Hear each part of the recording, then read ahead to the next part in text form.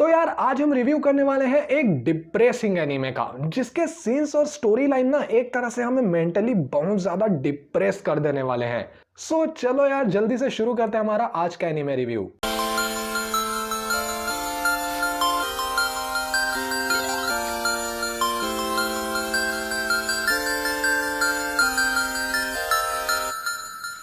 डैनगेनरोनपा the animation directed by Seiji Kishi एक murder mystery और suspense category का anime है जो कि टोटल 4 पार्ट्स में डिवाइडेड है। Danganronpa the animation with 13 episode, Despair arc with 11 episode, Future arc with 12 episodes and Last Hope arc only 1 episode। डैनगेनरोनपा दरअसल एक गेम है जो कि मैंने नहीं खेला है। इसका जो फर्स्ट पार्ट है यानी डैनगेनरोनपा द एनिमेशन, वो टोटली इसके गेम डैनगेनरोनपा ट्रिगर हैप्पी हैवॉक पे बेस्ड है। इसका प्लॉट बहुत ही सिंपल सा है। तो चलो यार सबसे पहले एनिमे के फर्स्ट पार्ट को समझने की कोशिश करते हैं। सो डैनगेनरोनपा द एनिमेशन में बेसिकली एक स्कूल शो किया गया है, होप स्पीक एकेडमी, जहां 16 हाई स्कूल स्टूडेंट्स लॉक्ड हो जाते हैं। इन 16 हाई स्कूल स्टूडेंट्स की कुछ ना कुछ स्पेशल स्किल्स होती हैं जिनमें ये माहिर होते हैं। एनीमे के शुरुआत में ही हमें पूरे 16 के 16 स्टूडेंट्स का इंट्रोडक्शन दिया जाता है जो कि अब एक स्कूल बिल्डिंग में लॉक हो गए हैं और बाहर निकलने का बस एक ही रास्ता है कि वो एक गेम खेले which is made by this हरामी डुक्कर मोनोकुमा। गेम के अनुसार सभी स्टूडेंट्स को एक दूसरे का मर्डर करना है, यानी गला काट प्रतिस्पर्धा होगी बेसिकली। और जो लास्ट में बचा वो विना विना चिकन डिनर। रुको रुको रुको, चीजें इतनी भी आसान नहीं है। जैसे ही किसी भी स्टूडेंट का मर्डर होता है, बाकी के स्टूडेंट्स को एक समय दिया जाता है, यानी एक टाइम लिमिट इन्वेस्टिगेशन करने के लिए। And class trial is organised जिसमें एक डिबेट होता है और रियल कल्प्रिट को इन्वेस्टिगेशन और वोटिंग्स के थ्रू हाईलाइट किया जाता है।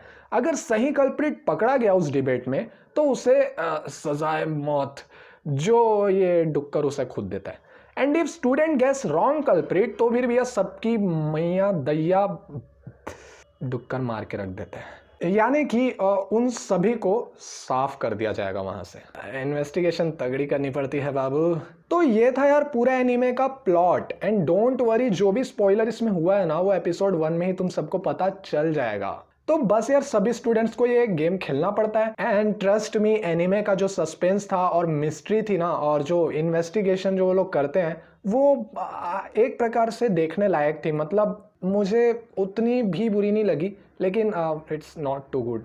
सो अगर वो ये गेम खेलने से इनकार कर देते हैं, यानी कि अगर वो बोलते हैं कि हमें नहीं खेलना है गेम, हम क्यों करेंगे एक दूसरे का मर्डर, तो कुछ नहीं, उन्हें बस अपनी पूरी लाइफ वहीं उस स्कूल में गुजारनी होगी। और आई थिंक ये सुनने के बाद तो अगर आपके पास भी ये सिचुएशन रहती तो ऑब्वियसली आप किसी न किसी का गला काट ही देते, राइट? ये डुक्कर बहुत ही निर्दयी है साला। और अब यार इस सीरीज के बाद आते हैं इसके टोटल 3 आर्क। और बहुत से लोग ना इसे देखने से पहले कंफ्यूज हो जाते हैं, चूंकि मैं भी हो गया था। तो यार इसे देखने के ना 2 तरीके हैं। पहला, डैनगेनरोनपा द एनिमेशन तो आप देख ही लो, वो तो इन दोनों टाइप्स में अप्लाई हो गई। सबसे पहले तो वही देखना है जो कि 2013 में आया था। और उसके बाद जो कि मैंने फॉलो किया था, यानी कि इसका पहला मेथड, वो है फ्यूचर आर्क का एपिसोड 1, देन डिस्पेयर आर्क का episode 1, then again future arc का episode 2, then again despair arc का एपिसोड 2। इस तरह से 1 by 1 दोनों आर्क्स को देखना है। और उसके बाद लास्ट में होप आर्क, जिसका सिर्फ एक ही एपिसोड है। तो यार अब दूसरा तरीका ये है कि फ्यूचर आर्क का एपिसोड 1 देख लो, उसके बाद डिस्पेयर आर्क के सभी एपिसोड्स को देख लेना, उसके बाद फ्यूचर आर्क में आना और उसके बाद एपिसोड 2 से उसे भी पूरा देख लेना और उसके बाद होप आर्क। ऐसा करने से भी कुछ खास फर्क नहीं पड़ेगा। मैंने एक्चुअली एनीमे के लॉन्चिंग डेट्स के अनुसार इसे देखा था, but second one is also good method. अभी भी अगर आपको कोई कंफ्यूजन होगा तो मुझे कमेंट सेक्शन में जरूर लिखना, मैं आपको उसका देखने का मेथड समझा दूंगा। अब यार डैनगेनरोनपा द एनिमेशन के बाद जो फ्यूचर आर्क है ना, वो फ्यूचर की स्टोरी है कि किस तरह से डिस्पेयर यानी निराशा ने पूरी दुनिया पर कब्जा कर लिया है और फ्यूचर फाउंडेशन किस तरह उसे बचाने में लगा हुआ है। फिर से एक बार वही चीजें होती है और सारे न्यू कैरेक्टर्स जो फाउंडेशन के बेसिकली मेंबर्स होते हैं एक बार फिर उसी स्कूल में लॉक हो जाते हैं। और इस बार का गेम थोड़ा अलग होता है। डिस्पेयर आर्क उन्हीं फ्यूचर फाउंडेशन मेंबर्स के पास्ट को ध्यान में रखते हुए बनाया गया है ताकि हम उन सभी न्यू कैरेक्टर्स से ढंग से कनेक्ट हो पाएं। एक तरफ से ये भी कह सकते हैं कि ये डिस्पेयर आया कहां से, ये खेल उस स्कूल में क्यों शुरू हुआ, कौन इन सब के पीछे था, उसके इरादे क्या थे, सब कुछ हमें डिस्पेयर आर्क में क्लियरली बताया गया है। And I like this arc so much because it really gives us brief information about base of entire series. तो यार अब बात करते हैं इसके एनिमेशन की। तो studio Lerche, a famous studio known for some masterpiece like Assassination Classroom, the Unbreakable Machine Doll, Classroom of Elite ने इसे एनिमेट किया है।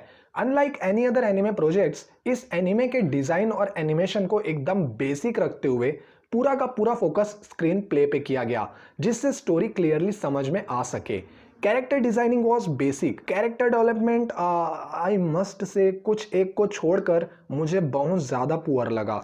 चूंकि पूरा फोकस सिर्फ उस मर्डर गेम और सर्वाइवल पे रखा गया था तो हम डैंगनरोन्पा दी एनिमेशन के कैरेक्टर्स के साथ उतना कनेक्ट नहीं हो पाए जितना शायद इसके फ्यूचर आर्क के कैरेक्टर से हुए। जो फ्यूचर आर्क के कैरेक्टर्स थे उनका कैरेक्टर डेवलपमेंट इसलिए इतना अच्छा था क्योंकि एक डिस्पेयर आर्क भी था जिसमें हमें उनके बारे में बताया गया, लेकिन डैंगनरोन्पा द एनिमेशन के केस में ऐसा कुछ भी नहीं था।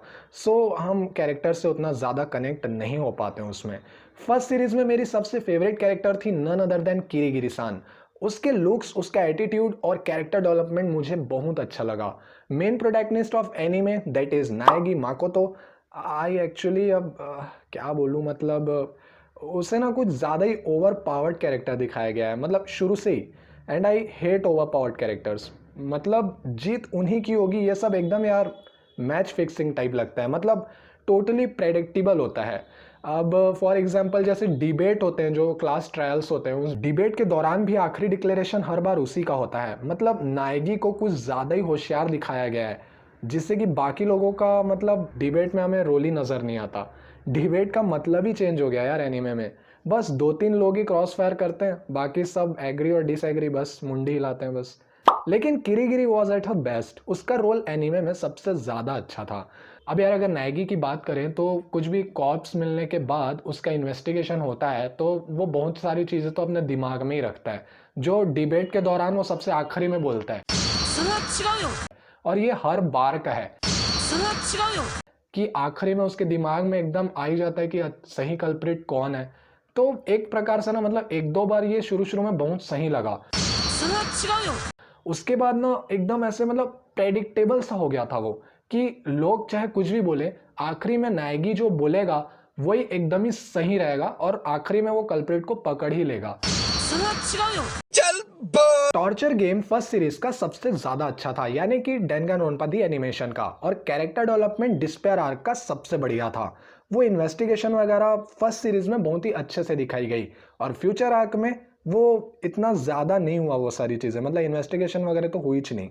सो इन टोटल इसे एक ट्राई दे सकते हो आप। मतलब ये एनीमे उतना भी बुरा नहीं है, लेकिन मैं इसे एकदम ही ज़्यादा वर्थ वॉचिंग भी नहीं बोलूँगा। और अगर आप सस्पेंस और मिस्ट्री एनीमे को पसंद करते हो तो इसे आप एक ट्राई दे सकते हो। तो मैं इस एनीमे को दूंगा यार 5 आउट ऑफ 10।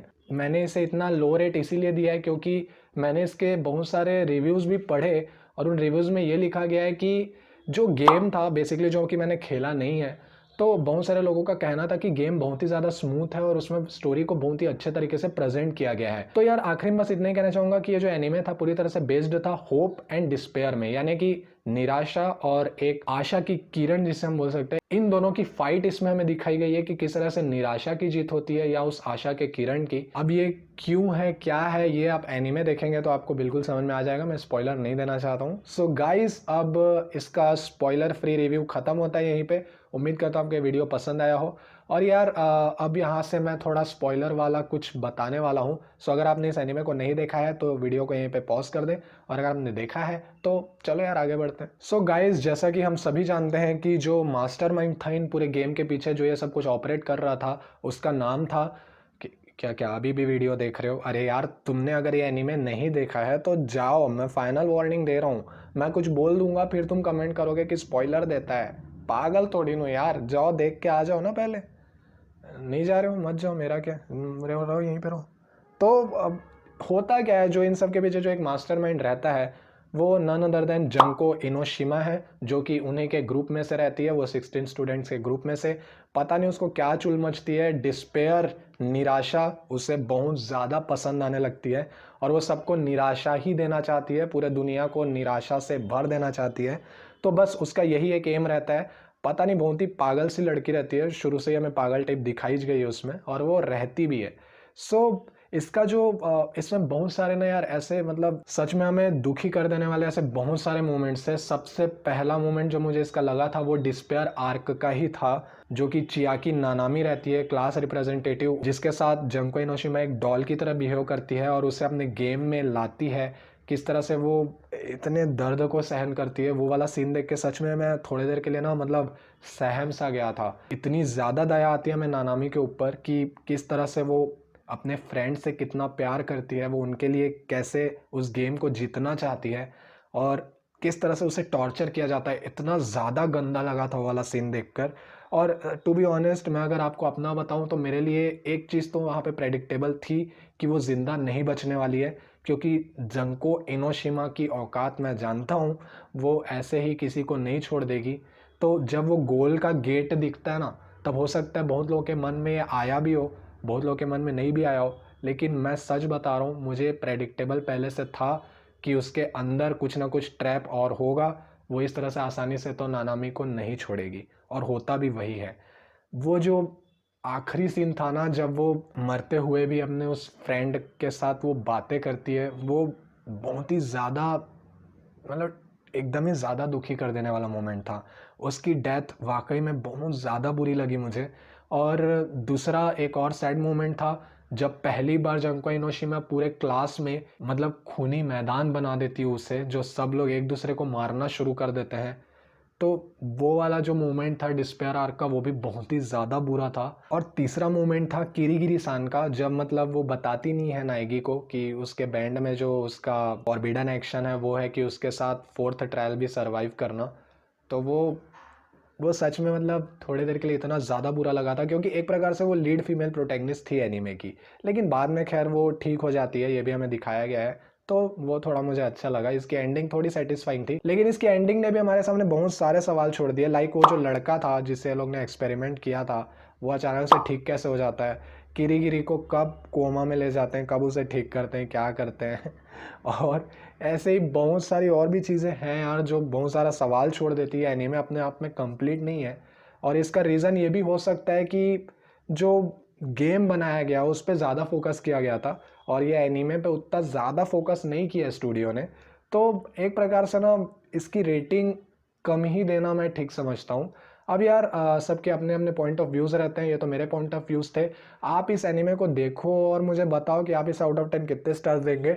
मैं फिर से एक बार कहता हूँ, अगर आपने इसे नहीं देखा है तो मैं एकदम इसे वॉर्थ वॉचिंग तो नहीं बोलूँगा, लेकिन अगर आप सस्पेंस और थ्रिलर ये सब पसंद करते हैं तो जाओ यार देख लो, उसमें क्या है। तो बस यार आज के लिए इतने। वीडियो पसंद आए तो इसे लाइक करें, कमेंट करके मुझे बताएं कि आप इसे आउट ऑफ 10 कितने स्टार्स देंगे। और यार अगर आप यहाँ पे नए आए हो, मेरी आवाज़ पहली बार सुन रहे हैं, तो नीचे जो लाल कलर का सब्सक्राइब बटन है उसे क्लिक करें, उसके बाजू में जो बेल आइकॉन है उसे भी प्रेस कर दें। और यार इस वीडियो को ज़्यादा से ज़्यादा ओटाकू फ्रेंड्स के साथ शेयर करो। गाइस 1 के तक पहुँचा दो यार, दूसरा महीना शुरू हो गया 2020 का, कुछ तो रहम करो। Thank you and have a nice day.